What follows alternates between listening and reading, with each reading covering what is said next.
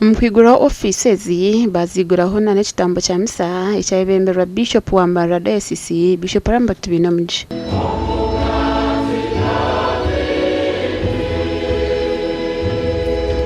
Okushaba okushirwa abebembezi batari bamwe na bamwe n'abanyabutegeki.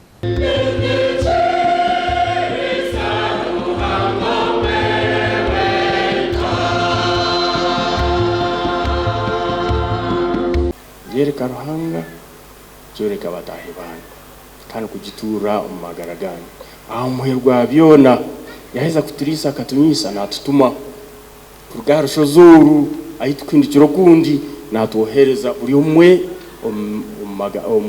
umuga ogumkwasiwe ano makaganyi no buturo bwanyu nicyo bakubagambira ngo misa yahwa things that begin must end.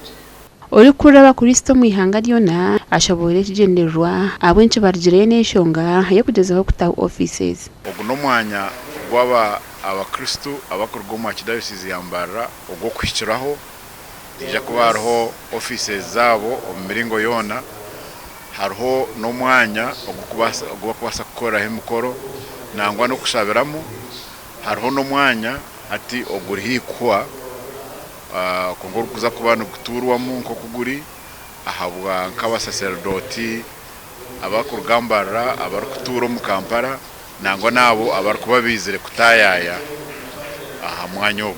Wari mukuru w'ekibineki Mr. Chris Gumusiriza na Jangu Bishop wabo ahamwe na father babiri babona bababize mu Kampala batire mwanya go kumuramo abo kuba kukureba nko kukureba nyuma oku abasacerdoti bitu bakaba bine umwanya go kuturwamo nka gutara umurungi gutakabahisa kitinisa nko kureba ikitiyaha aba banyama bitu ba Amuda na banyane bitu twekora mu rumo twatanga project age kwenda ngo abasacerdoti bitu batunje buraro baba yumu bize kushaba mu Kampala bize kushoma barwire nanga bizire kutu umumbagazitu ba members ba Amuda kambatire rumongaro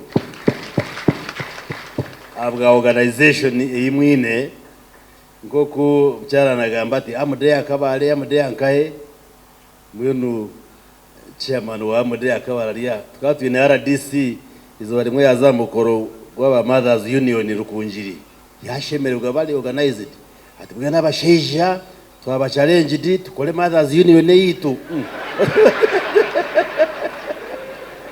abantu bashekati yasheke cyo kushekera yatkanchigarukemo atukole Mothers Union yitu abasheja tu challenge ngaba bakazi yurdete twija kwega kaba kigezi kabale yitu ya Muda yitu yakaba twabejeraho binji.